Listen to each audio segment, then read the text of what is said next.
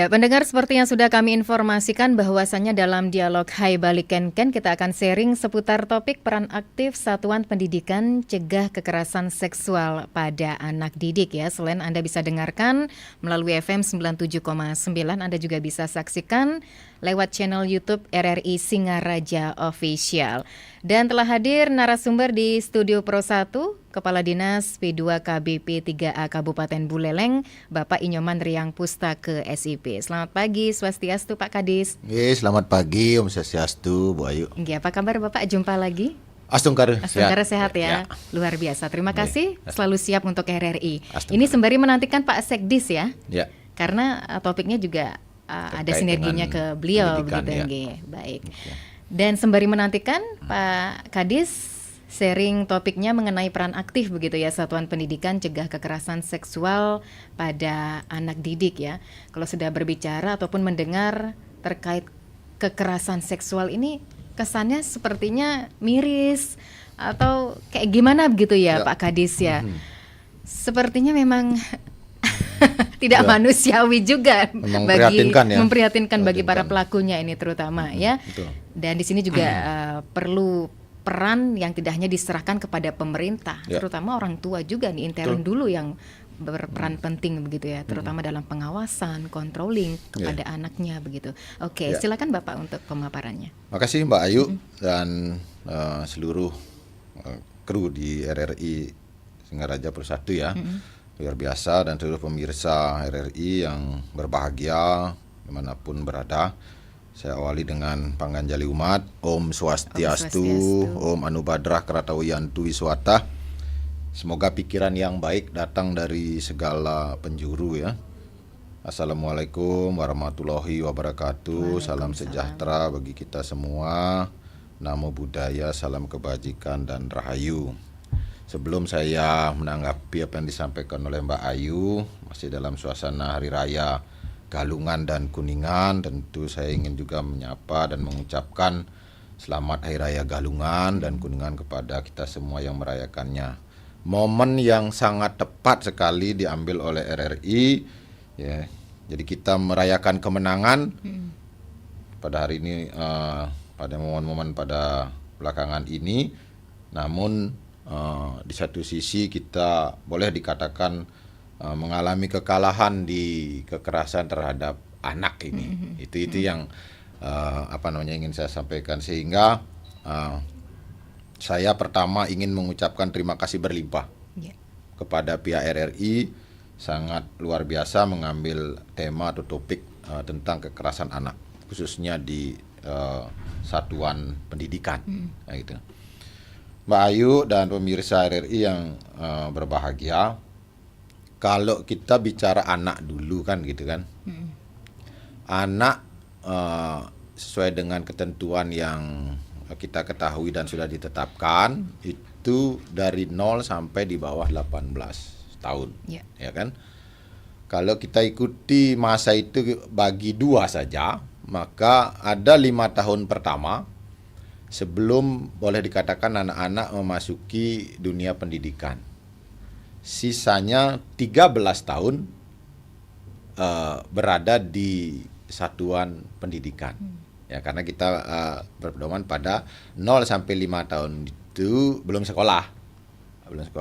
Tapi lewat dari 5 tahun mulai ada sekolah PAUD-nya.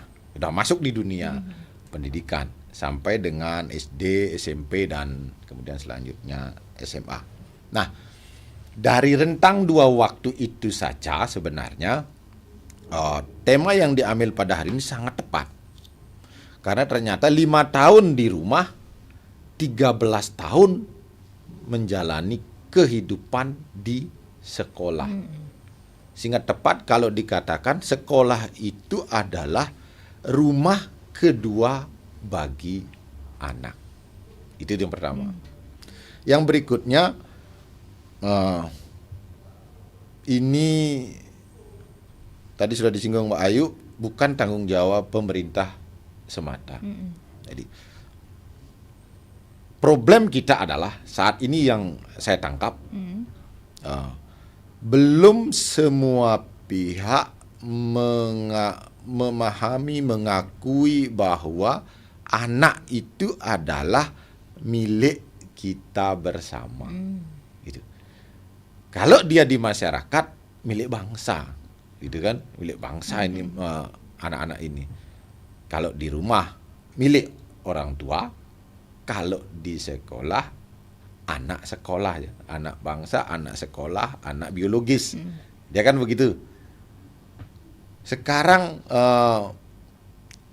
polanya begini yang saya tangkap, Bu. Dari kalau kita bicara kasus ya, kasus hampir di seluruh Indonesia kasus kekerasan terhadap anak ini tinggi.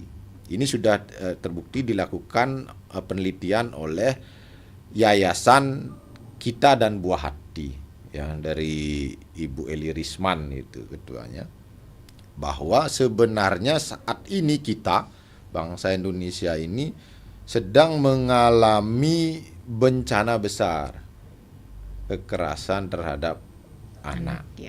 Hanya kita belum menyadarinya. Kenapa belum menyadarinya? Itu tadi, kepedulian kita terhadap anak. Masih berpandangan begini, itu anaknya dia yang urus gitu, masih gitu. Benar nggak kita masih seperti a priori itu? Gitu nah, itu anaknya si A, itu yang urus. Padahal itu tadi saya katakan, kalau dia berada di masyarakat, itu anak bangsa. Jadi kita semua yang punya. Sehingga kepedulian inilah diperlukan mulai dari misalnya melihat, oh ada anak-anak malam-malam sudah di pantai, di jalan, lewat. Apa yang harus kita lakukan? Siapa yang menegur, melaporkan? Kita kan cuek, oh sudah lewat aja. Itu anaknya orang, dan itu isinya. Kemudian begitu juga di sekolah. Saya kira teman-teman jajaran pendidikan, guru dan seterusnya sudah berupaya maksimal, ya. Upaya maksimal. Cuman memang saya harus bicaranya agak hati-hati ini supaya tidak terjadi ketersinggungan. Terutama kita membahasnya di dunia sekolah, ya. Bukan bermaksud bagaimana, tapi saya memandang mesti ada penanganan yang step by step, tapi ada yang didahulukan. Mana sih jadi skala prioritas pertama untuk penanganan terhadap anak ini? Gitu. Di masyarakat, di keluarga, ataupun di sekolah. Saya membaginya menjadi 3 seperti itu. Anak bangsa, anak biologis, dan anak sekolah. Saya membagi seperti itu. Nah, kalau kita katakan penting, semuanya penting. Penting, semuanya di masyarakat penting, di keluarga penting, di sekolah penting. Cuman strateginya saya berpandangan bahwa kita jadi orang tua itu tidak pernah belajar. Ya.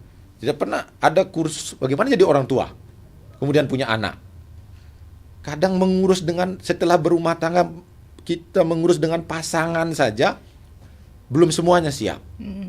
Apalagi ke anak. Apalagi sudah. Jadi tidak ada kursusnya kita ini. Melamar, tidak ada kita. Tidak ada yang mengarahkan. Tidak ada belajar sendiri gitu. Berarti ya Pak ya.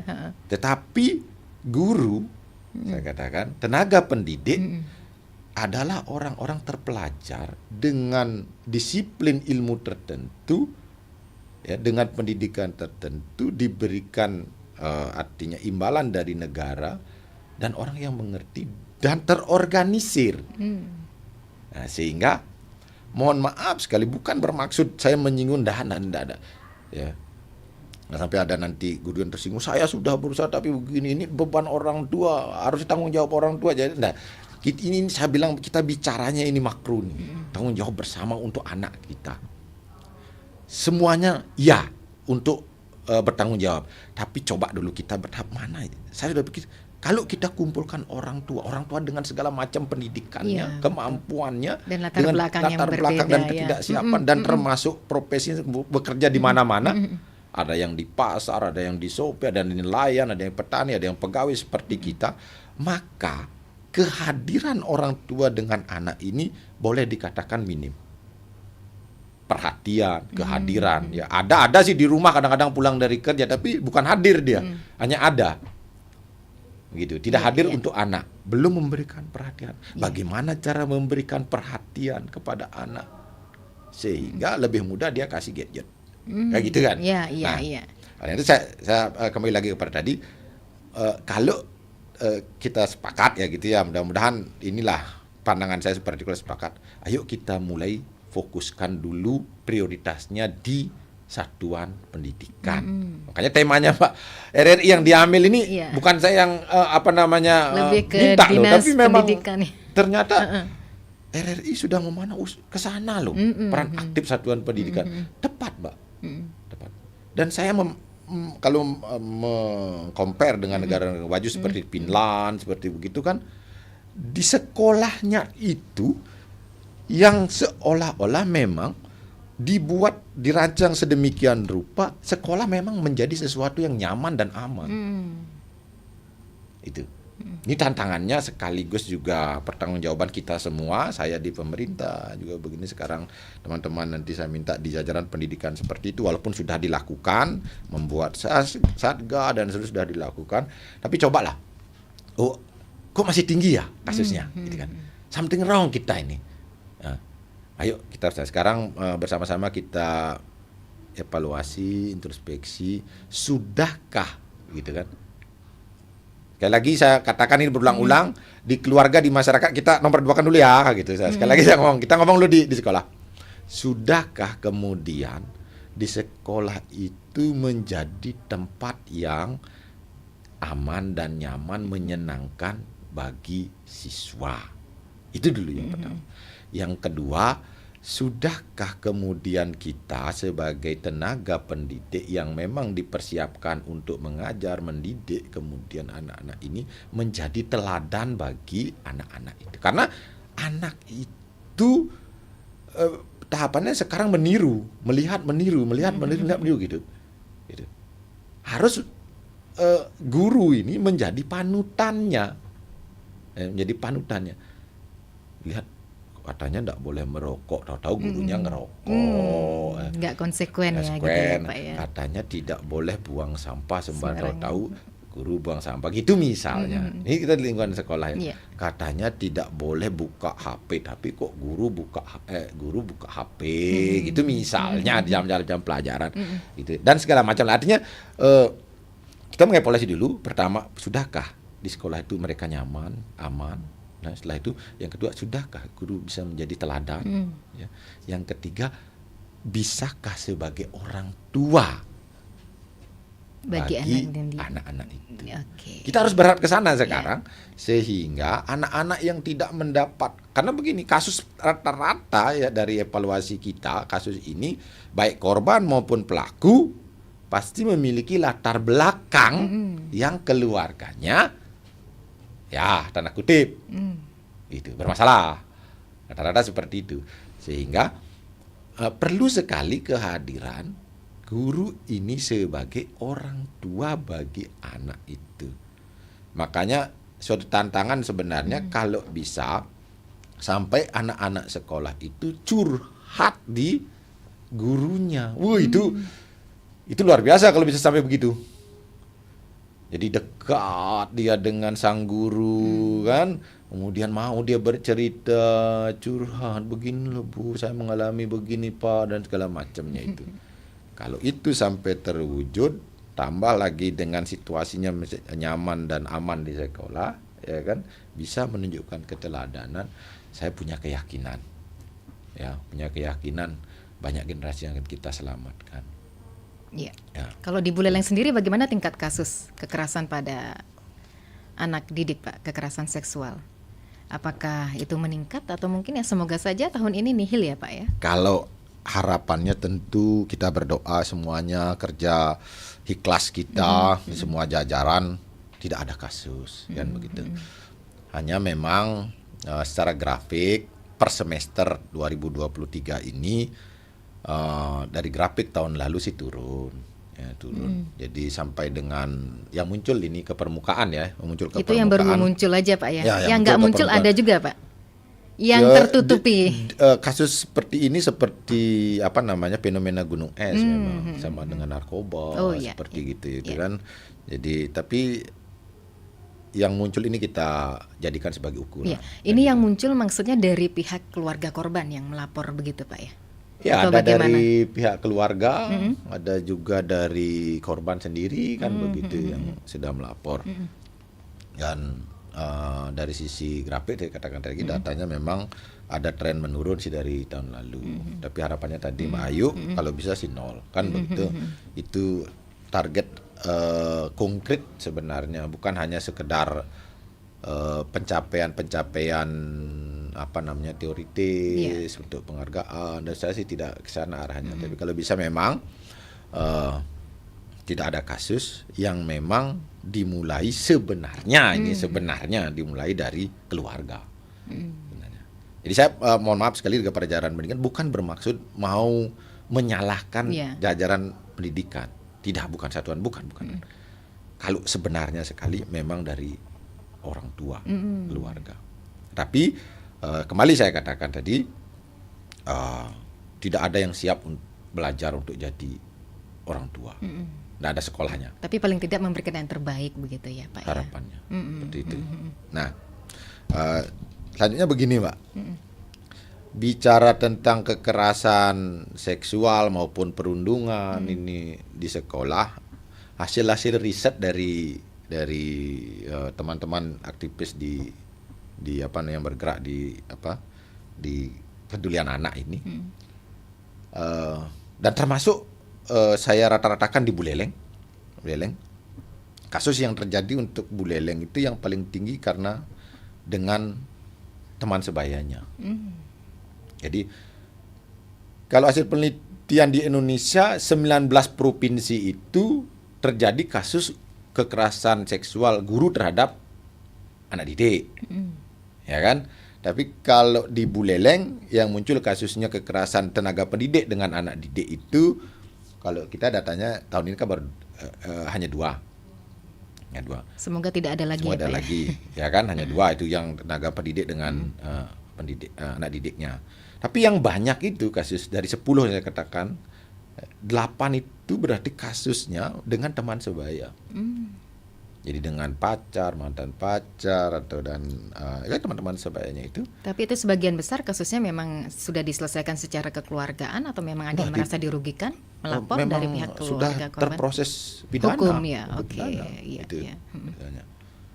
Nah, dan saya lanjutkan dengan teman sebaya maupun saya katakan dengan tenaga pendidik, lebih banyak hasil penelitian mengatakan bahwa terpicu oleh tayangan dalam gadget ini.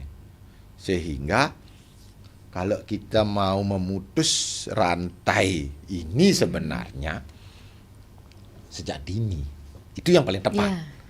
Jadi saya keluar dari ini dulu, keluar dari tema sekarang di satuan pendidikan dulu. Ya, kalau kita mau memutus rantainya, cuman waktunya agak panjang nih, jangka waktunya agak panjang. Cara-cara seperti apa saja ya Pak Kadis untuk memutus mata rantainya nih ke? Pertama, kita harus mempersiapkan dulu pasangan. Pasangannya harus siap dulu. Berumah tangga itu 2 perbedaan yang kita pertemukan ini harus saling memahami, saling mengetahui, belajar. Berumah tangga itu yang tepat dan benar, punya kesepakatan, punya perencanaan berumah tangga dan mempunyai anak. Belajar kita itu yang belum. Nah itu kan, setelah itu baru saat punya anak, karena ini anak mulai dari 0. Begitu ada pembuahan, ada kehidupan. Di situ sudah berpengaruh terhadap jaringan otak. Itu dulu. Mohon maaf ini saya katakan. Kita bicara terbuka saja. Umur berapa kita mengenal pornografi? Iya, pantasnya dari umur berapa sampai berapa Pak ya? Nah, karena untuk kan? mengenal pembelajaran seksual atau sex education itu. itu sudah sangat kita visual Bu Ayu tadi singgung. Tapi kita jarang memahami begitu di pembuahan sudah ada janin di dalam, saat itulah sebenarnya rangsangan otak anak sudah mulai kita pelihara. Artinya begini, memang berpuasalah kita pada hal-hal yang bersifat negatif, tayangan-tayangan yang bersifat tidak tepat. Itu dari dalam kandungan, karena secara agama pun saya pernah mendengar ceritanya Arjuna dulu sewaktu memberikan nasihat kepada istrinya, ya kan, tentang taktik perang menembus labirin itu, ya kan, berarti Abimanyu sudah mengikuti ilmu yang disampaikan oleh ayahandanya dari dalam kandungan. Tapi sayang ibunya tertidur, gitu kan? Ibunya tertidur sehingga untuk keluar dari labirin itu tahu. Jadi itu artinya apa? Dari dalam kandungan pun kita sudah memberikan pembelajaran yang tepat bagi anak. Itu. Jadi pertama, jangan berikan rangsangan yang arahnya ke sana dulu. Dalam mengerti dah Bu Ayu? Jangan berikan. Kita dulu orang tua yang tidak boleh begitu. Baru kemudian saat lahir, di samping juga rangsangan secara langsung kita tidak berikan kepada anak tentang hal-hal tersebut. Yang kedua, peran alat ini yang sekarang boleh dikatakan paling banyak berpengaruh terhadap kasus kekerasan seksual kita. Kita orang tua terlalu mudah memberikan gadget kepada anak di usia yang emas itu. Padahal menurut penelitian jumlah neuron anak di golden age-nya itu triliunan yang harus bersambungan. Dalam hamil masih miliaran, tapi kalau sudah lahir sampai golden age-nya di bawah 5 tahun itu triliunan bersambungan. Dan itulah yang membekas nanti apa yang disaksikan. Sedikit saja rekam mendapat tayangan itu kemudian neuron kita, sel otaknya itu sinapsis-sinapsis membuat jaringan berkata, oh yang begitu benar, yang begini boleh, yang begitu ada maksud yang mau saya ketahui, rangsangannya seperti itu di sini dalam bayangan otaknya. Apabila kita salah di usia 0 sampai 5 tahun ini, maka hal kesulitan lain lebih besar kita alami di 10 sampai 15 tahun. Itu di situ.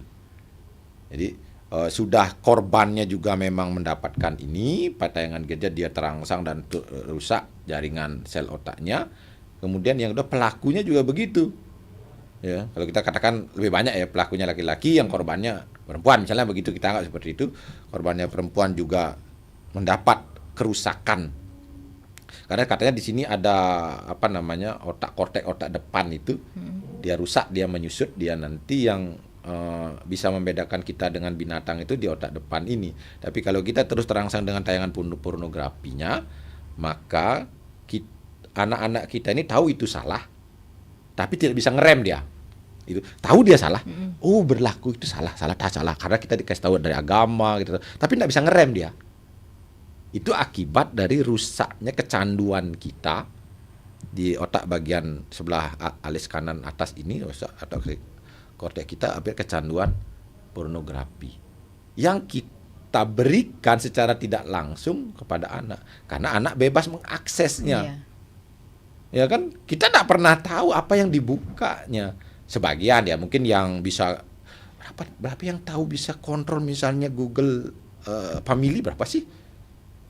Yang sekarang orang tua bisa di HP-nya Google Family, kemudian bisa mengetahui apa yang diakses oleh anak-anaknya berapa sih? Gitu kan. Bahkan di game pun tayangan yang paling banyak nuansa-nuansa seperti itu, rangsangan-rangsangan pornografi di games. Dan anak-anak kita paling banyak bermain games. Sebenarnya itu tantangan sebagai orang tua ya Pak ya? Betul. Kalau saya bilang itu, kalau kita mau putus betul ini rantainya, Kalau kita mau potong betul rantainya dalam jangka ekstrim gitu, harus dia mulai dari sana. Iya, betul. Orang tua, keluarga siap dulu. Iya, karena Gitu. kita kan nggak setiap hari ngelihat tiap jam, tiap detik si anak ini mainnya apa gitu lewat handphonenya. Gitu. Sekarang kan kita kerja untuk anak biar tenang. Kasih apa? Si gadget Gadget. biar gampang. Biar gampang. Jadi kita investasinya itu pola asuhnya kasih di gadget. Oke. Jadi, Ya. jadi rusak lah. Ya Pak Kadis, mohon maaf sepertinya sudah berdering di 24644. Mohon izin ya Pak, kita sapa pendengar ya. Selamat pagi. Selamat pagi. Nggih, sareng Pak Made riba niki. Masih ribok lana. Sire wayah ade. Oh iya, Waduh, banyak nama ya. Ampure Nggih, Bapak durus-durus Narendra. Pak Made. Nggih. Om Swastiastu. Om Swastiastu. Yang nak bangkian guru Pak Nggih. udah pensiun 2008. Dipaksa jadi kepala sekolah. Dipaksa, Pak. Iya, sing ngutul apa-apa juk teke khas. Oh, Beler gati pulau atasan.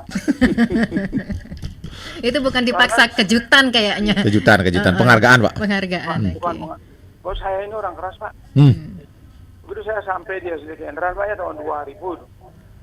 Biar anak-anak dikejar mulai ini dia, oh ini jelamannya panggil Pak kumpulan bener-bener ampure panggil tiang deh tampol itu beton panggil main di tinggal jam kerjaan tinggalin usulnya nih beton kaboknya juga malah cepuk gitu amat ndas cai ini katusan gini lagi yang mesin dengan dah belah pohon nasnya gitu nanti anak blok aja budu-buduan Pak. Ada guru nenteng bawang baju murid di SMA Pak. Saya Pak. Itu tahun 90-an Pak ya. Iya. Itu Raka Sanjaya namanya saya. Pona kayak dokter Karangasem. Nggih. Adi jok sekarang tiang ajan Pak. Kan kajian aku lepas-lepas. Itu tungang Pak. Ya. Tiang ada. Ya.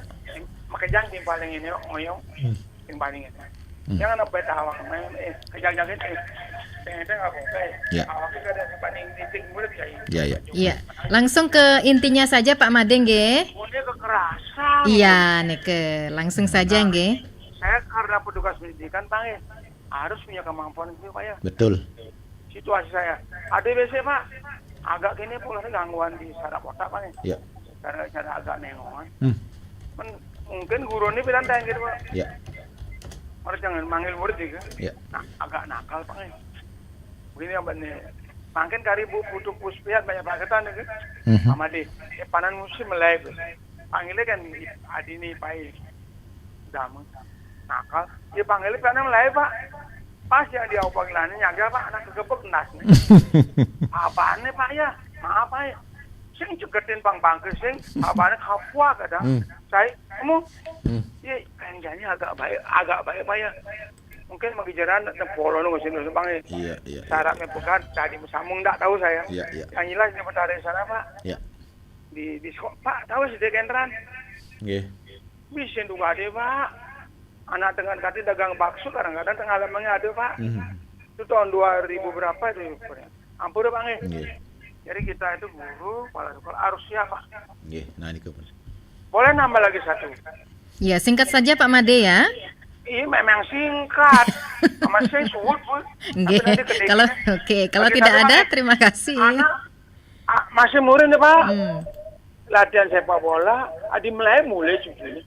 Ada kadang bukan mama dia Pak. Iki itu Pak, aduh kok kan tanding murid orang gila nih. Saya langsung ambil tunggal duyung Pak ke sekolahan, uber kayak yang mulia nih Pak. Ada kali-kali nih. Dalam murid dia nak sepak bola, adu-adu nak budu-buduan. Awas benjepok, kamu cai, lat nasihatnya nah kadang. Mulai jangan Pak. Syukur itu tidak diganggu Pak ya. Angin kalau ketemu senyum-senyum Pak. Iya. Ampun ya Bapak. Pengalaman saya. Pasti kirang Pak, nanti ada yang nambah. Amane ke Komandan Suksema, Om Santi, Om. Om Santi. Ya, matur Santi. suksema Pak Madiribak. Waduh, sudah panjang lebar ini sharing sebelumnya. Apa katanya Pak? Bangke guru gitu. Baik. Dan telah hadir pula di kesempatan pagi hari ini pendengar Sekretaris Disdikpora Kabupaten Buleleng Bapak Ide Bagus Gede Surya Berata SPD MAP. Swastiastu, selamat pagi Ji. Nggih, swastiastu Ayu. Nggih, sehat. Hastungkare, selamat pagi juga pendengar Ampureun ki ngasih perjalanan dari Doi Lovina. Nggih, tenapi. Iya, tadi sudah disampaikan pemaparannya dari Pak Kadis, ini dari sisi P2 KBP 3 Pak ya. Terkait topiknya peran aktif Satuan Pendidikan Cegah Kekerasan Seksual pada Anak Didik. Ini Mendikbudristek Nadiem Makarim juga pernah menyatakan masih ada dosa besar yang terus membayangi sekolah dan satuan pendidikan ya Ji. Ini sebagai sebuah lembaga pendidikan, salah satunya adalah kekerasan seksual. Lalu bagaimana cara untuk mencegah kekerasan seksual di lingkungan pendidikan? Silakan Ji untuk pemaparannya. Baik, terima kasih. Jadi sesuai dengan apa yang menjadi wacana kita dan tren ada semacam muncul kasus-kasus di satuan pendidikan terkait dengan kekerasan seksual ini memang sudah diantisipasi dari dulu. Kemudian dipertegas kembali melalui regulasi yang ada, yaitu tentang pendidikan karakter. Itu upaya kita untuk mencegah terjadinya kekerasan, salah satunya adalah kekerasan seksual itu di lingkungan pendidikan. Pendidikan karakter ini adalah merupakan penguatan melalui Perpres ya, peraturan presiden itu nomor peraturan presiden Republik Indonesia tentang pendidikan karakter itu mengatur bahwa pendidikan karakter ini merupakan upaya untuk menjadikan anak-anak itu memiliki karakter yang baik, yang positif untuk menangkal terjadinya hal-hal yang bersentuhan dengan merugikan orang lain ataupun merugikan dirinya sendiri, bahkan bisa menjadi sebuah korban dari kekerasan-kekerasan itu. Kemudian juga dari Kementerian sendiri itu ada Permendikbud 82 tahun 2015 tentang pencegahan dan penanggulangan tindak kekerasan di lingkungan satuan pendidikan. Jadi kalau dari batasan yang diberikan dalam Permendikbud ini bahwa tindakan kekerasan adalah perilaku yang dilakukan secara fisik, psikis, seksual, dan dalam jaringan ataupun luar jaringan atau melalui buku ajar yang mencerminkan tindakan agresif dan penyerangan yang terjadi di lingkungan satuan pendidikan dan mengakibatkan ketakutan, trauma modelnya ya, kerusakan barang ataupun luka, cedera, cacat, dan bahkan kematian. Nah ini yang perlu kita antisipasi.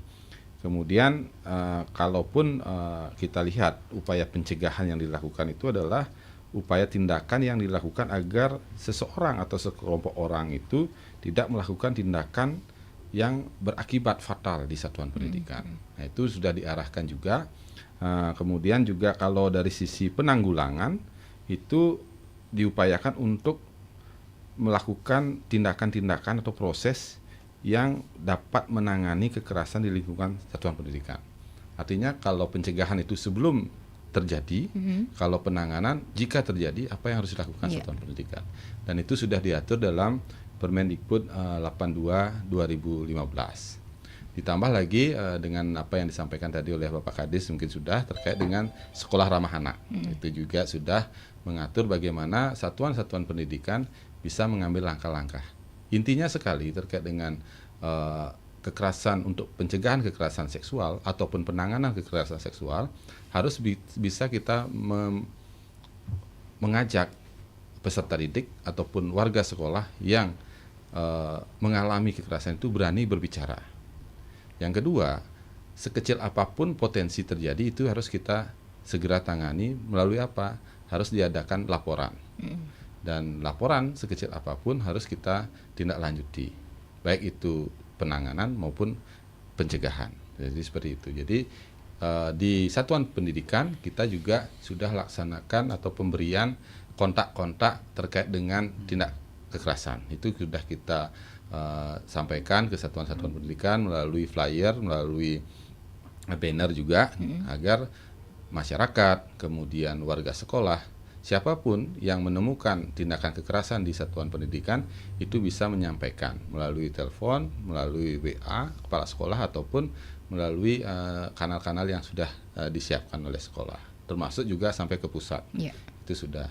Kemudian di satuan pendidikan juga kita perkenalkan untuk pencegahan itu ada yang namanya Roots Day, gitu, anti perundungan. Jadi hari anti perundungan, di situ base-nya atau cikal bakalnya mungkin di sana, yang mungkin tadi disebutkan 3 dosa besar pendidikan itu adalah kita masih punya PR itu. Itu 1 perundungan, kedua kekerasan seksual ini, yang ketiga adalah intoleran. Yeah. Nah, jadi itulah yang upaya-upaya yang kita kikis melalui penguatan pendidikan karakter. Dan itu terimplementasi nantinya untuk bisa mencapai atau mewujudkan profil pelajar Pancasila melalui program Merdeka Belajar, seperti itu. Oke. Ya, tadi Pak Kadis juga menyampaikan bahwasannya kita sudah menurun ya kasus ataupun angka kasus kekerasan seksual gitu terhadap anak didik ya. Dan ini juga tidak terlepas selain pengawasan intern itu baik orang tua itu sendiri dan juga dari pemerintah ya. Ini khususnya di lembaga satuan pendidikan. Ya mungkin ada terobosan-terobosan baru Ji terkait dengan menurunnya angka kasus kekerasan seksual tersebut. Ya, jadi kita upaya-upaya terus kita lakukan. Ada upaya yang pertama adalah melalui sosialisasi. Sosialisasi ini tidak hanya menyasar guru, tetapi juga menyasar komite sekolah. Ya, jadi orang tua melalui komite sekolah juga kita ajak berkolaborasi. Kemudian juga tidak hanya cukup pada di situ saja, kita juga ajak masyarakat sekitar melalui kepala desa, di mana satuan pendidikan itu berada. Kita juga mungkin dari Pak Kadis juga ada program seperti itu, artinya kita terpadu sinergi gitu untuk bisa nantinya menyelesaikan, karena tanggung jawab pendidikan itu tidak saja pada di satuan pendidikan, tetapi ada juga pemerintah, ada sekolah, ada masyarakat, dan masyarakat sendiri ada keluarga, ada lingkungan, dan itu yang perlu kita pahami bahwa marengang gitu bahasa, ajak semua mengawal anak-anak kita untuk bisa mendapatkan pendidikan layak, aman dan nyaman seperti itu. Jadi ini yang sudah kita lakukan. Kemudian dari sisi membangun karakter anak-anak itu kita melalui program P5, program penguatan profil pelajar Pancasila. Jadi anak-anak yang memiliki bakat-bakat tertentu dalam kurikulum Merdeka ini diberikan kesempatan untuk menguatkan ataupun meningkatkan, menumbuh kembangkan bakat-bakat yang mereka miliki. Jadi karena belajar pada student oriented, berorientasi pada siswa. Jadi apa bakat mereka itu yang dikembangkan oleh Bapak Ibu guru. Jadi tidak harus mereka sama semua untuk bisa menyelesaikan suatu proyek, tetapi mereka menyelesaikan suatu proyek berdasarkan bakat-bakat yang mereka miliki. Itu potensi-potensi yang kita berikan, sehingga upaya inilah diharapkan dapat memberikan fokus kepada anak-anak untuk tidak lagi dia menyalurkan hal-hal yang tidak sesuai dengan harapannya ke tindak kekerasan. Kan potensinya dari situ juga, ketika mereka dalam keadaan tertekan, mereka akan meluapkan dalam bentuk apa itu kita tidak tahu, yang tahunya sudah akan berdampak pada kekerasan. Nah, dengan upaya ini kita coba memberikan ruang dan memberikan panggung kepada mereka. Makanya kita lihat anak-anak kita sekarang itu sering sekali pentas gitu. Jadi di apapun mereka, di segmen apapun pasti mereka ada. Jadi itulah upaya-upaya untuk meminimalisir terjadinya kekerasan-kekerasan. Salah satunya kekerasan seksual. Baik, terima kasih atas pemaparannya. Kita juga masih memberikan ruang dan waktu untuk Anda pendengar beratensi di 24644 jikalau ada kendala sinyal. Silahkan ke WhatsApp Pro 1 di 081139999790. Kita berbincang seputar topik peran aktif Satuan Pendidikan Cegah Kekerasan Seksual pada Anak Didik bersama dua narasumber yang hadir di studio, Kepala Dinas P2 KBP 3A Kabupaten Buleleng, Bapak Inyoman Riang Pustaka SIP, Sekretaris Disdikpora Kabupaten Buleleng, Bapak Ide Bagus Gede Surya Brata SPD MAP. Mohon izin kepada kedua narasumber, sembari menantikan atensi pendengar, kita jeda sejenak.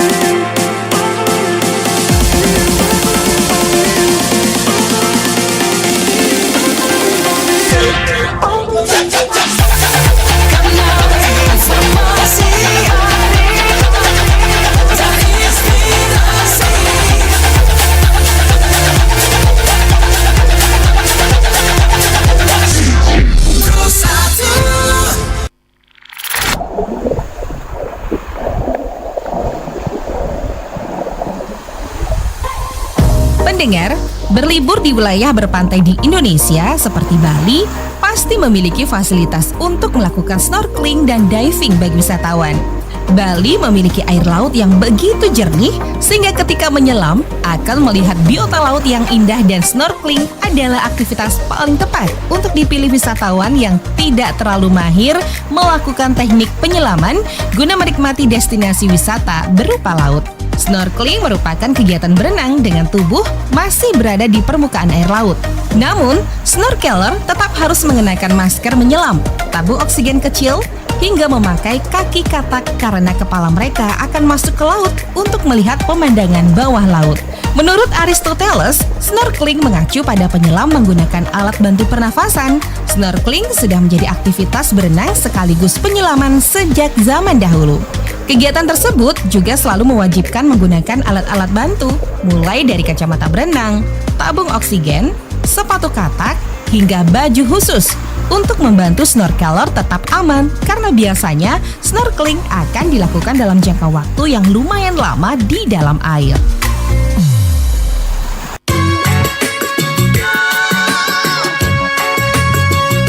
Aksi kekerasan seksual yang menimpa anak Indonesia melahirkan status darurat perlindungan anak. Menurut Komnas Perempuan, ada beberapa bentuk kekerasan seksual yang terjadi di sekitar kita. Antara lain, perkosaan yang dimaknai sebagai serangan dalam bentuk pemaksaan hubungan seksual, intimidasi seksual, termasuk ancaman atau percobaan perkosaan, pelecehan seksual, baik lewat sentuhan fisik maupun non-fisik termasuk siulan, main mata, ucapan bernuansa seksual, dan menunjukkan materi pornografi. Eksploitasi seksual, yakni tindakan penyalahgunaan kepercayaan untuk tujuan kepuasan seksual. Perdagangan perempuan untuk tujuan seksual. Prostitusi paksa di mana korban mengalami tipu daya, ancaman, atau kekerasan untuk menjadi pekerja seks. Perbudakan seksual, yaitu situasi di mana pelaku merasa menjadi pemilik atas tubuh korban sehingga berhak memperoleh kepuasan seksual melalui pemerkosaan. Pemaksaan perkawinan, pemaksaan kehamilan, pemaksaan aborsi, pemaksaan kontrasepsi dan sterilisasi, penyiksaan seksual, penghukuman tidak manusiawi dan bernuansa seksual, praktek tradisi bernuansa seksual yang membahayakan atau mendiskriminasi perempuan, serta kontrol seksual, termasuk aturan diskriminatif beralasan moralitas dan agama yang memandang perempuan sebagai penyebab kekerasan seksual.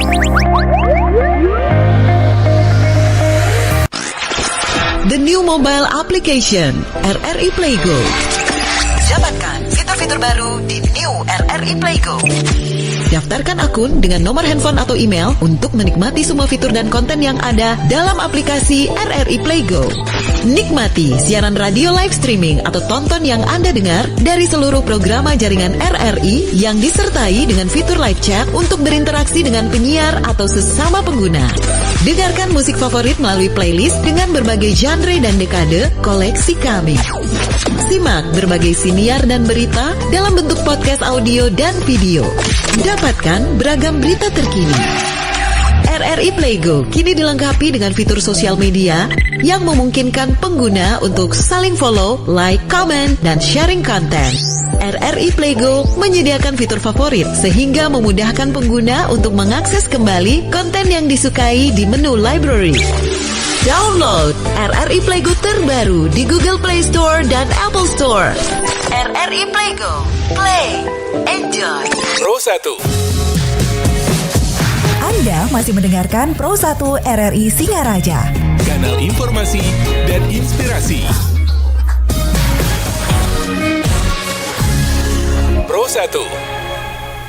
Ya, pendengar masih di Dialog Hai Bali Ken seputar topik peran aktif Satuan Pendidikan Cegah Kekerasan Seksual pada Anak Didik ya. Silakan Anda bisa menyampaikan pendapat, masukan ataupun sarannya ke line telepon 24644 ataupun via WhatsApp Pro 1 di 0811 3999790. Ada pertanyaan dari Ibu Putri ini melalui WhatsApp khususnya kepada Pak Sekdis ya, mengenai untuk meningkatkan keamanan lembaga pendidikan ini apakah perlu pemasangan CCTV begitu mungkin di setiap sudut sekolah.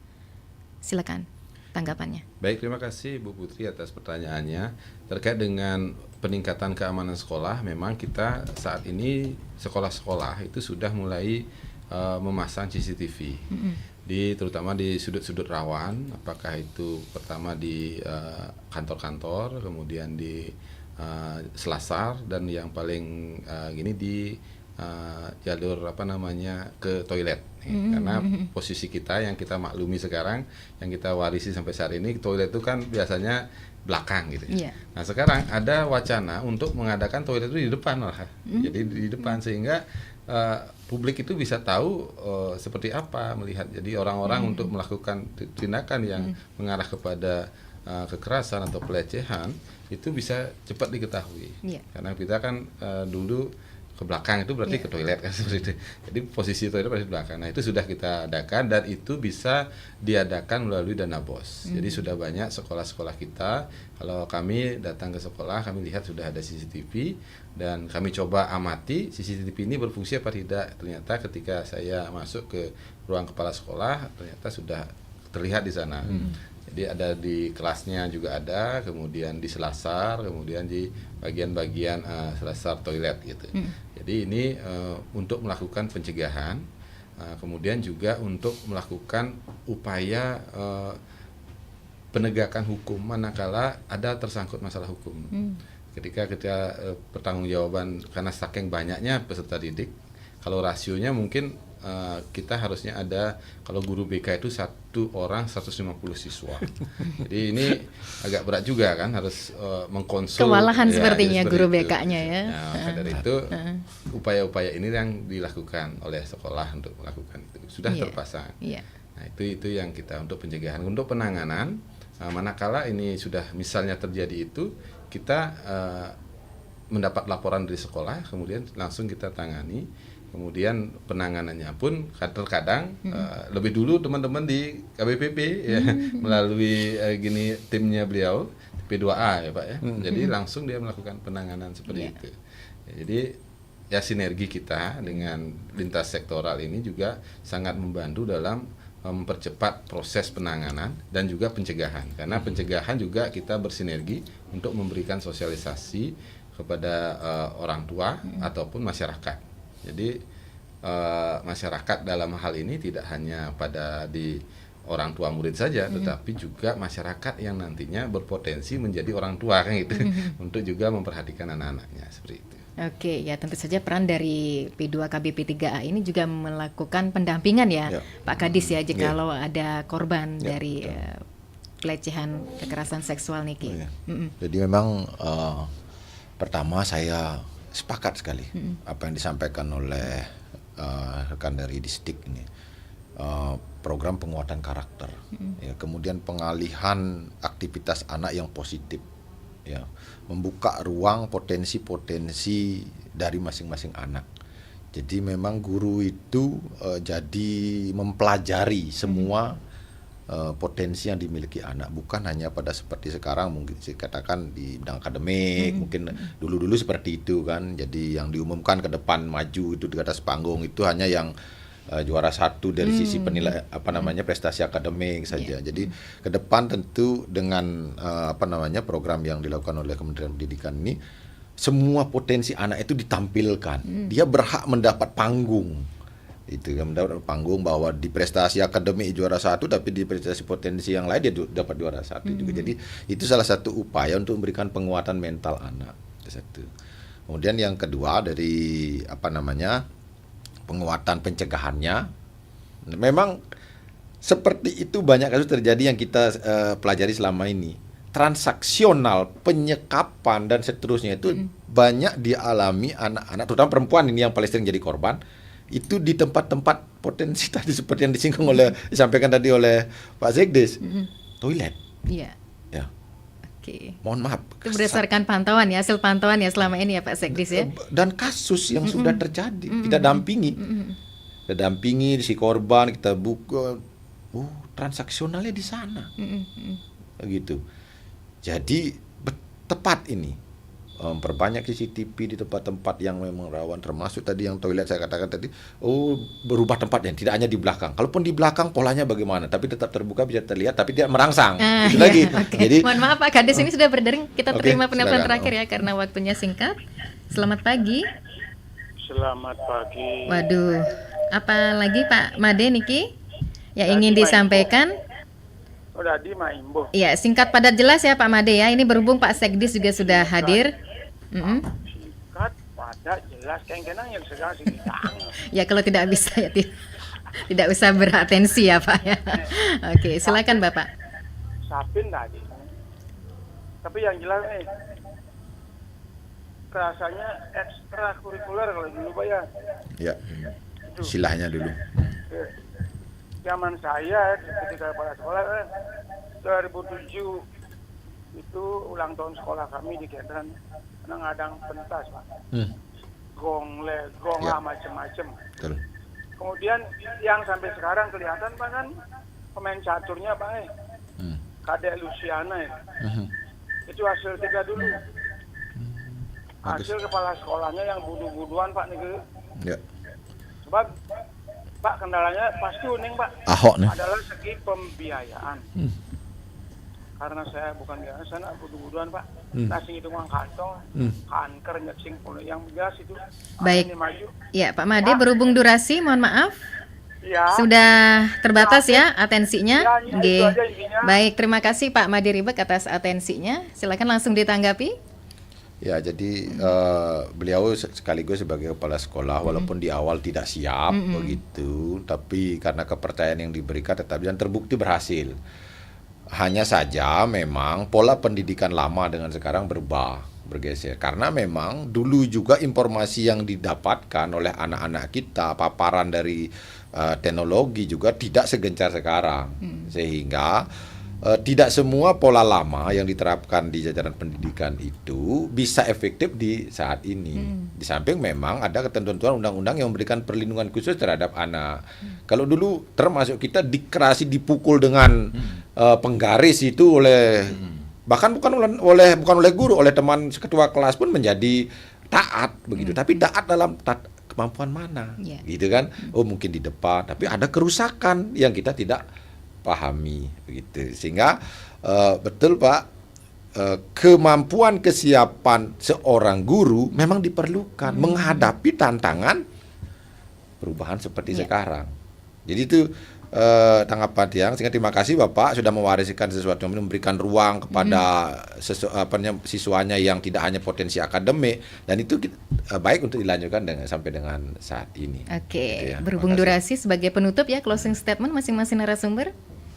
Ya, baik, Pak terima Sekdis. kasih. Jalur kami di pendidikan untuk kekerasan seksual ini merupakan salah satu ranah dari 3 dosa besar pendidikan yang harus kita segera hapuskan, dan kita minimalislah kejadian-kejadian. Mudah-mudahan tidak terjadi lagi. Upaya-upaya juga sudah kita lakukan, dan ini adalah tanggung jawab bersama antara pihak sekolah, masyarakat, dan juga pemerintah.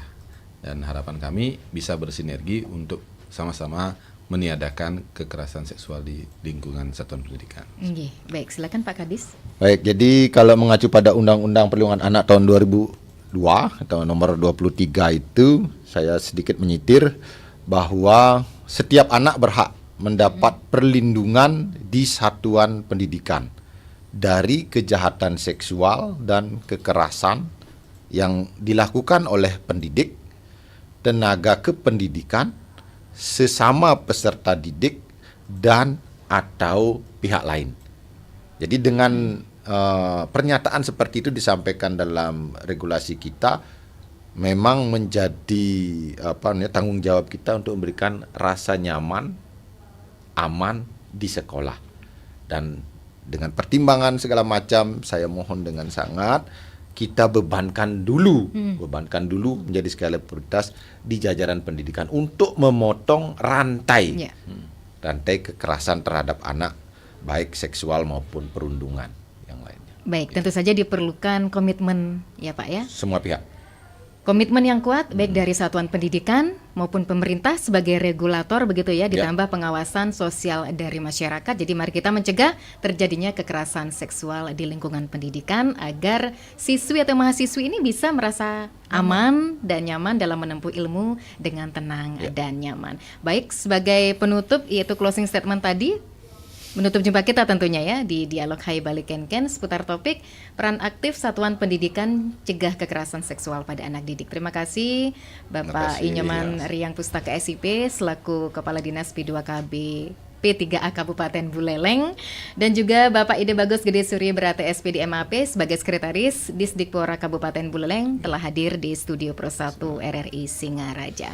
Selamat beraktivitas dan salam sehat selalu. Salam sehat, terima kasih. Iya, pendengar, dengan berakhirnya Hai Bali Kenken sekaligus saya Sundari pamit undur diri dari ruang dengar Anda di kesempatan hari ini edisi awal pekan Senin 7 Agustus 2023. Sesaat lagi ada Mbak Heni yang akan menemani kebersamaan Anda hingga tuntas nanti pukul 15 waktu Indonesia Tengah. Terima kasih pendengar atas kebersamaannya. Mohon maaf jika ada salah-salah kata. Selamat siang dan sampai jumpa.